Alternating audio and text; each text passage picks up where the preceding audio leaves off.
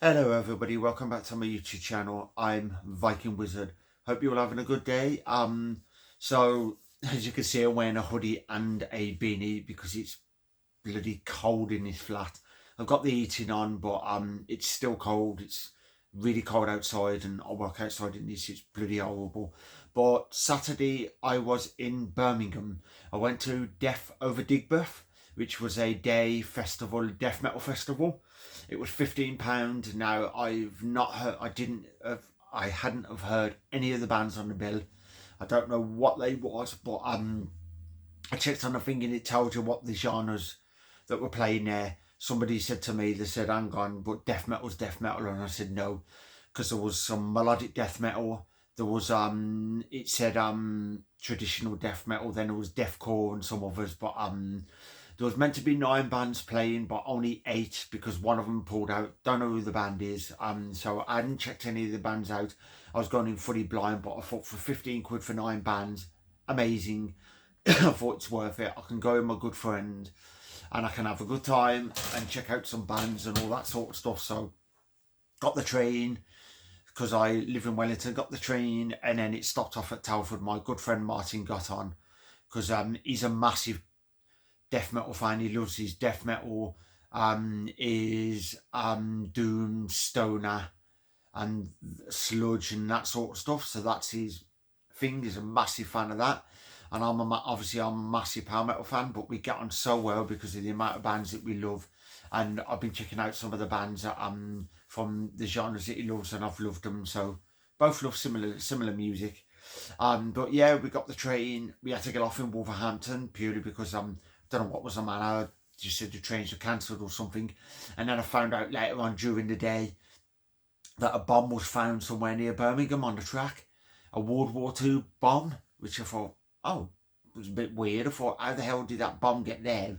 And how long's it been there? And why didn't I notice beforehand that, it must have been there. I don't know if it's been there a while, if somebody planted it there. God knows what it was. But it was a World War II bomb, which was strange. But we got to Birmingham, we got okay. Then we went into something which is similar to Weatherspoons and we had some grub. Because I says, yeah, let's have some grub beforehand. I had some, I can't remember what it was. I had something. It was bloody smothered chicken. That was it. It was bloody lovely. And then met up with my friend Lisa because she came with us, and we had a good laugh about the bands we love and all that sort of stuff. Then we made our way to Digbeth. I've never been to this venue. I can't remember what the name of the venue was, but it was like upstairs inside a pub or something. I've literally never been there before, and it was past the Zoyo because I've been there. I went there a while ago and I've seen Battle Beast again for I think that was like the 4th time or something. But we went past it and then we found the venue or the pub or whatnot. Went in there.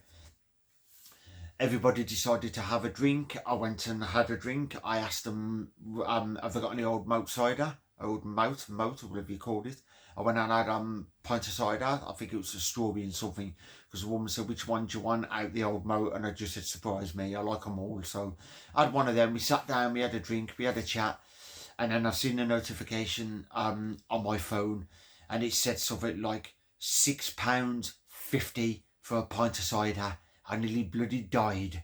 I thought, I cannot believe it. I've been in Weatherspoons and pubs and everything, various other places, and I believe £3, £3 to £4 at the most for a pint of cider, but £6.50, nearly £7. I could not believe it. I says, bloody hell, that was the last pint I had. I thought, I'm not buying a bloody another one. During the evening, my good friend Martin, which I didn't expect it, he bought me pint of Coke, although when he asked for a pint of Coke, they gave him a half pint for some reason. But I was grateful and said thank you so much. But then there was 7 bands that started. I don't know why the other one pulled out. I think it was ill health or something like that. But because I'd never heard any of the bands going in blind, it wasn't a disappointment. I was like, all right, but it started a little bit later. Then Martin's friends came. The one of them is a massive metal fan, and the other one that came along is not into metal. I don't think he was into metal at all. He'd not heard of Belly anything. I think he was into all chart and all that sort of stuff. And he thought the most extreme metal band was Slipknot, which we had a good chuckle about that. And I said, no, no, no. I said, there's Slipknot are tame compared to half of these black metal and death metal bands, grindcore and all that sort of stuff. They're very tame. But hats off to the lad. He thoroughly enjoyed himself. He enjoyed quite a few of the bands and the certain styles that he likes, and said it was obviously I could see it really impressed him and it loved it. But yeah, Morbid Atrocity was the first band, and they're more like old school death metal.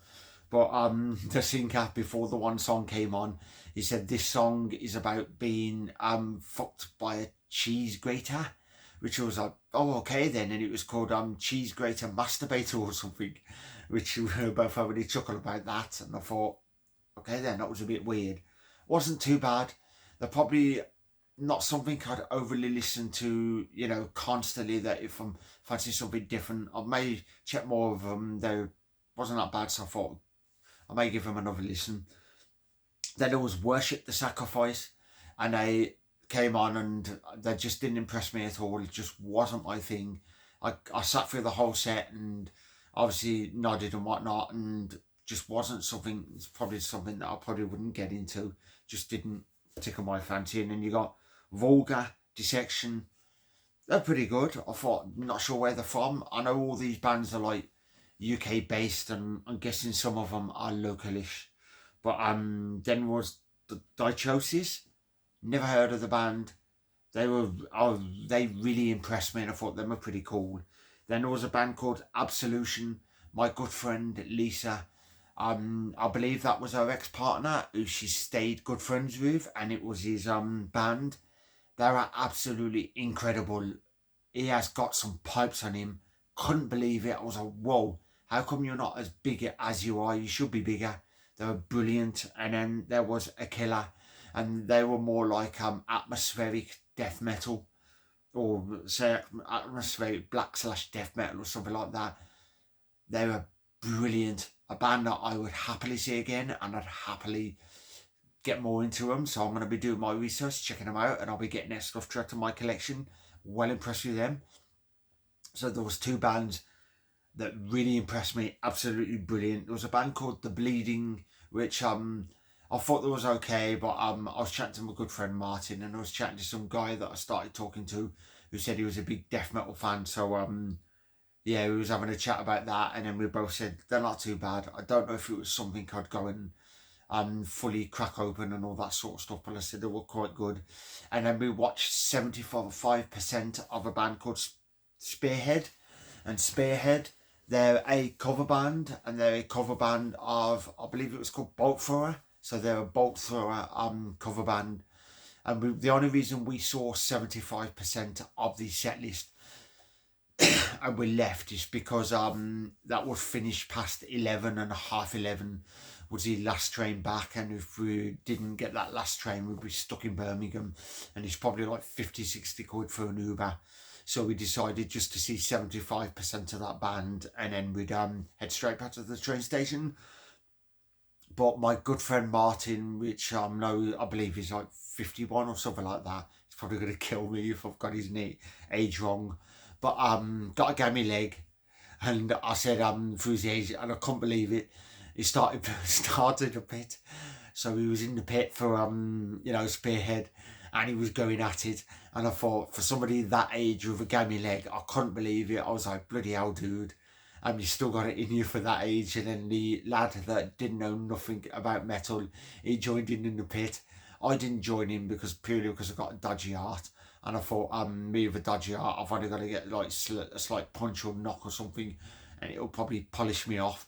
But we was having having a great time, and he loved it.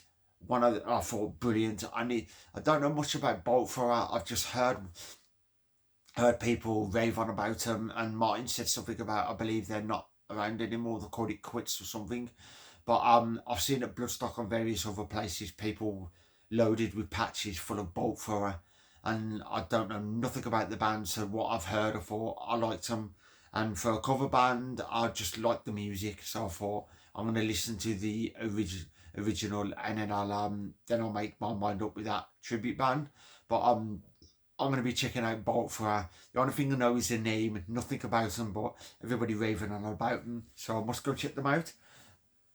for what I heard of the cover band, more than likely I'll probably like them.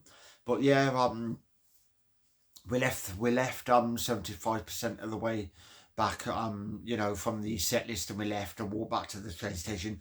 We was all having a good laugh. We walked past the Institute. There was a band playing. Really not sure who the band was, but I saw a bunch of like rockers come out the Institute, and I don't know who it was, but supposedly there was a band playing. But in the freezing cold, we made our way back to the train station. We got back and we realised we had 20 minutes before the train, so we could have stayed and watched the rest of that set list. But we was like, oh well. We went to McDonald's, had a bit of grub, because obviously after the gig everybody was starving, thirsty and all that sort of stuff. But I believe Martin had 10 pints when he was at that gig, which I thought, bloody hell, dude. I felt like saying, bloody hell, steady on for your drink. But yeah, we got the train back. It was delayed, which was well annoying as usual trains. So we managed to get a seat, because it was literally packed and heaving. And the next minute a guy came over, one of the ticket blokes, and he was like, anybody going to Wolverhampton, you got on this train. So half of them dashed for that one to Wolverhampton. So luckily we got on the train, we managed to get a seat, and the three of them three was all nodding off and literally falling asleep. For some reason I wasn't, but Martin fell asleep, and I thought, you know what, we were in Shifnal. I call it Shitnal because there's nothing there, and we were near Telford, and I thought I need to get him up, and I thought, shall I nudge him? And I thought, no, tell you what I'm going to do.